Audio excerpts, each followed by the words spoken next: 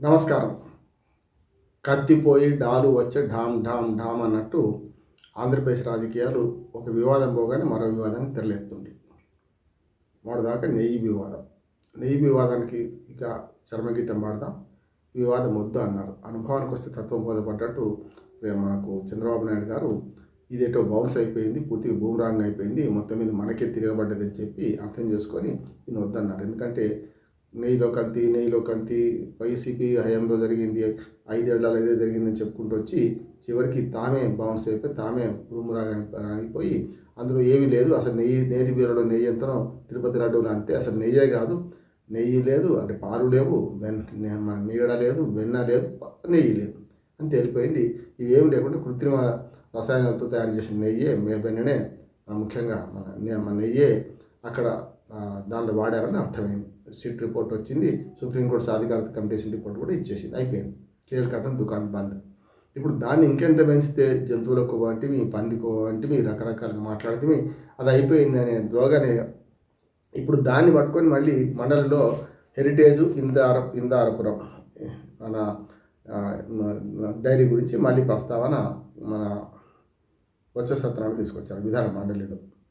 విధానసభకి ఎట్లాగ పోతలేరు.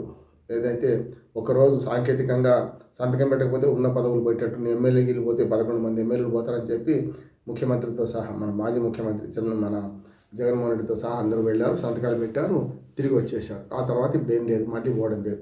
కానీ ఇక్కడ మండలిలో మెజార్టీ ఉంది కదా కొంత, కనుక మండలిలో ఎమ్మడిపడి చేస్తున్నారు, చూస్తున్నాం కూడా మనం. మనం మండలి రద్దు చేద్దాం అనుకున్న ఆ ప్రభుత్వమే మళ్ళీ మండలిలో మెజార్టీ కాగానే జగన్మోహన్ రెడ్డి దాన్ని రక్షించుకున్నారు. తర్వాత ఆ తీర్మానం వెనక్కి తీసుకున్నారు, ఇప్పుడు నడుస్తుంది. ఇప్పుడు బొత్స సత్యనారాయణ వెంబడి ఇప్పుడు ఆయన కూర్చొని బిగుస్తుంది. ఎందుకంటే హెరిటేజ్ వాళ్ళు బొత్స సత్యనారాయణ గారికి ఒక మన ఇజ్జత్ పెట్టి నోటీసు పంపినారు. మీరు ఈ మా హెరిటేజ్ సంస్థ మీద మీరు ఏదైతే ఆరోపణలు చేశారో రుజువు చేసుకోండి, లేకపోతే మాత్రం పరువు నష్టం మాకు నష్టపరిహారం ఇవ్వండి దావా వేస్తామని సుప్రీంకోర్టులో వేసింది కూడా. సుప్రీంకోర్టు తీర్పు ఇచ్చింది ఏంటంటే మొదట్లో వ్యాఖ్యలు చేసింది, ఎట్టి పరిస్థితులలో మీరు అనవసర ఆరోపణ చేశారు కనుక సాక్షి పేపర్లో ఉన్నదాన్ని కానీ మీరు వీడియోలో మన టీవీ ఛానల్ పెట్టింది వెనక్కి తీసేసుకోండి. అదేమైనా ఉంటే దాన్ని రుజువు అయ్యేదాకా ఆగండి. ఒకవేళ ఇప్పటికే అది తీసి ఉంటే మాత్రం సోషల్ మీడియాలో జరిగింది కానీ లేకపోతే ఇంట్లో ఉన్నా కూడా వాటిని తీసేయండి, లేకపోతే ఆయా సంస్థలకే ఇస్తున్నామని సంస్థలకు కూడా ఆర్డర్ చేసింది. అంటే అవాకులు చవాకులు పెడితే లాభం లేదని సుప్రీంకోర్టు స్పష్టం చేసింది. ఈ దశలో ఇప్పుడు కొత్తగా నెయ్యి గురించి, హెరిటేజ్ గురించి మొత్తం గొడవ నెయ్యి ముగిస్తుంది అనుకుంటే వీళ్ళు మొదలుపెట్టారు మళ్ళీ. ఇప్పుడు అది పోయి ఏం చేసిందంటే కొత్తగా వైసీపీ వాళ్ళు కొత్త ఆరోపణ ఎత్తుకున్నారు. అది కొంచెం వరకు వాస్తవమైన ఆరోపణ అంటున్నాను నేను. ఎందుకంటే జగన్మోహన్ రెడ్డి గారు నేను 3.5 గంటలు యాక్చువల్గా బడ్జెట్ సమావేశాల మీద మేము మాట్లాడతామని పిలిపించి ఎవరినో ప్రశ్న అడిగించుకొని ఆ ప్రశ్నకు జవాబుగా చెప్తున్నా అని చెప్పి మొత్తం నెయ్యి గురించి మాట్లాడినని ఒకటి వస్తున్నది. సరే, నెయ్యి గురించి ఎంత తక్కువ మాట్లాడితే అంత మంచిది. ఎందుకంటే ఆ నెయ్యే కాదన్నప్పుడు అప్పుడైనా ఇప్పుడైనా అదే జరుగుతుందని చెప్తున్నప్పుడు నేను టీటీడీ ఒక ప్రకటన విడుదల చేసింది. ముఖ్యంగా నాయుడు గారు, ఇది చైర్మన్, మన టీటీడీ బోర్డు చైర్మన్, ఆయన ఇప్పుడు ఎంత కొంటున్నాం 7 సంస్థలకు మేము ఆర్డర్ ఇచ్చినాం, అందులో 525, 600 చిల్లర, 700 చిల్లర కొంటున్నాం అన్నాడు. మరి నాకు ఇప్పటికీ అర్థం కాలేదు. మరి ఆ 3 రకాల నెయ్యి ఏందో నాకు అర్థం కాలేదు. వాళ్ళు కదా నెయ్యి కాదని చెప్పి సప్లై చేసి నన్ను వస్తే మరి ఈ నెయ్యి ఏమిటి, దీని గురించి ఎంక్వైరీ జరపాలి కదా అని మొదటి డిమాండ్ చేస్తున్నాడు. ఈ 2 వాళ్ళ మీద వీళ్ళ మీద అరుచుకుంటున్నారు తప్ప అసలు విషయం చెప్తలేరు. ఇప్పుడు కొత్త వివాదం ఏంటంటే ఏదైతే మన లోకేష్ మొన్న కొలంబో వెళ్ళి మ్యాచ్ చూసి వచ్చారు, పాకిస్తాన్ ఇండియా మ్యాచ్ను స్వయంగా చూసి వచ్చారు, ప్రత్యక్షంగా చూసి వచ్చారు. దానికి జగన్మోహన్ రెడ్డి ఏమన్నారు, నేనైతే ఇంట్లో కూర్చొని చూశాను, టీవీలో చూశాను, ఆయన అక్కడిగా పోయిండు కదా, ఈ ఖర్చు ఎవరు భరించిండు అని అడుగుతున్నాడు ఆయన.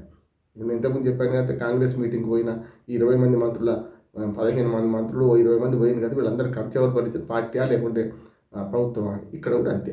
ఏమవుతుందంటే ఖర్చు ఎవరు భరించిండు, మరి లోకేష్ పర్యటన ప్రైవేటా లేకుంటే పూర్తిగా ప్రభుత్వం తరఫున పోయిందా? ప్రభుత్వం తరఫున పోవడానికి వీళ్ళు క్రికెట్ మ్యాచ్ చూస్తేందుకు శ్రీలంక పోవాల్సిన అవసరం లేదు. కనుక దానికి సమాధానం చెప్పండి. వీళ్ళు నెయ్యి గురించి మరి జగన్మోహన్ రెడ్డి తింటుకుంటూ అంతకుముందు హెలికాప్టర్ వాడలేదా జగన్మోహన్ రెడ్డి ఇవన్నీ అంటున్నారు. వైసీపీ వాళ్ళు స్పష్టంగా 5-6 ఆరోపణలు చేశారు. అందులో మొదటిది శ్రీలంక పర్యటన లోకేష్. రెండోది ఏమంటున్నారు, లోకేష్ 17 సార్లు హైదరాబాదు గన్నవరం మధ్యన తిరిగారు. ఆయన ఓఎస్డి అట్లాగే ఆఫీసులో స్పెషల్ డ్యూటీతో పాటు మన భద్రతా సిబ్బంది అట్లాగే తాను హైదరాబాద్ మన గన్నవరం మధ్యన ఒక 17-20 సార్లు తిరిగారు. ఆ విమానం వాడింది అజిత్ పవార్ చనిపోయిన విమానయాన సంస్థ ఉంది కదా, వాళ్ళదే అంటున్నారు. ఎవరిదైతే విమానయాన సంస్థ మొత్తం మీద అక్కడ ప్రమాదం ఇక్కడ జరగాలని ఏం లేదు కదా. కానీ హైదరాబాద్ గన్నవరం మధ్యన ఈ 17-20 సార్లు తిరిగారు. దీనికి ఎందుకు పోయారు హైదరాబాద్కు అని వీళ్ళు అడుగుతున్నారు. దీనికి ప్రతిగా వాళ్ళేమంటున్నారు, ఇది కూడా ప్రభుత్వ ఖర్చుతో ఎట్లా పోతారు, ఆయనకి ఇల్లు ఉండవచ్చు అక్కడ హైదరాబాద్లో, కానీ ఇంటికి పోయి ఇక్కడ రావడానికి కాదు కదా. 1-2 సార్లు వేరు 17 సార్లు పోయిందని మొత్తం ఖర్చు లెక్క చూపెడుతున్నారు వాళ్ళు. ప్రత్యేక విమానం ఏదో మామూలుగా మన విమానం ఎక్కి టైంలో ఉన్న విమానం ఎక్కిపోవడం కాదు. గన్నవరం నుంచి హైదరాబాద్ బేగంపేట వరకు ప్రయాణం చేసినప్పుడు ఇంటికి వెళ్ళిండు, వాళ్ళు ఇప్పుడు వస్తున్నాడు. ఇది ఎట్లా అంటున్నారు. ఇది ఎట్లా అంటే మరి గతంలో మీరు చేసిన పని ఏంది, మీరు విమానంలో గాల్లో తిరిగింది మీరా మేమా, గతంలో గాల్లో మీరు తిరిగాది జగన్మోహన్ రెడ్డి అని వీళ్ళు అంటున్నారు. అందులో ఒక ఉదాంతాన్ని కూడా చెప్తున్నారు. ఆయన ముఖ్యమంత్రిగా జగన్మోహన్ రెడ్డి ఉన్నప్పుడు ఆయన భార్యని తీసుకొని ఆయన గన్నవరం నుంచి ప్రత్యేక విమానంలో బేగంపేటకు వచ్చి బేగంపేట విమానాశ్రయానికి వచ్చి బేగంపేట విమానాశ్రయంలో వెంటనే అక్కడ దించేసి మళ్ళీ విమానం బెంగళూరుకి వెళ్ళిపోయిందట. ఆయన బెంగళూరు లేకుంటే మద్రాసు మీటింగ్ కూడా వెళ్ళిపోయిందట. అంటే వయా హైదరాబాద్ ఎందుకు పోయిండు, 300 కిలోమీటర్లు 400 కిలోమీటర్లు పోయే దాన్ని 750 కిలోమీటర్లు ఎందుకు ప్రయాణం చేసిండు అనే మాట కూడా వస్తున్నది.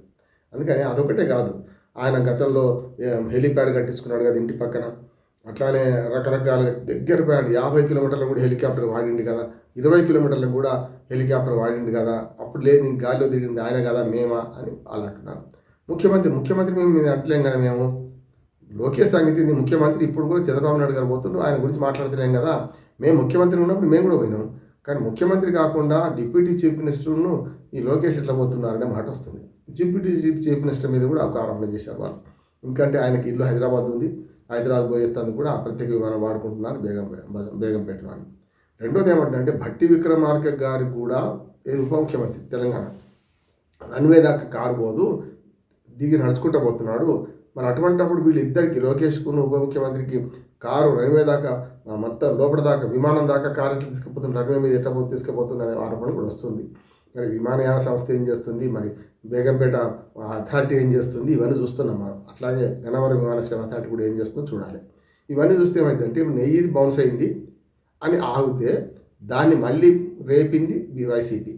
అక్కడ రేపిన తర్వాత మళ్ళీ ఏదో మన సుబ్బారెడ్డి ఒప్పుకున్నారు, వాళ్ళు ఒప్పుకున్నారు, వీళ్ళు ఒప్పుకున్నారంటే ఇప్పుడు కొత్త వివాదం లేపి దీని మీద నడుస్తున్నది. మొత్తం మీద ఎన్నికలు రేపో ఎల్లుండో వస్తే ఎట్లుంటుందో ఆంధ్రప్రదేశ్లో ఆ పరిస్థితి. మధ్యయుగ రాజకీయాలు నడుస్తూనే ఉన్నాయి. మొన్న మాట్లాడినా మనం, అంబటి రాంబాబు ఏం మాట్లాడిండు, జోగి రమేష్ ఏం మాట్లాడిండు, వాళ్ళ ఇళ్ళ మీద ఎట్లా దాడులు జరిగినాయి, వాళ్ళు ఇప్పుడు విజయగర్వంతో బెయిల్ వస్తే విజయగర్వంతో జెండాలు పట్టుకొని పెద్ద ఎత్తున మనం ఏమైందో స్వాతంత్ర సమరయోధులు ఎట్ట ఇంటికి వస్తున్నారు చూస్తున్నాం.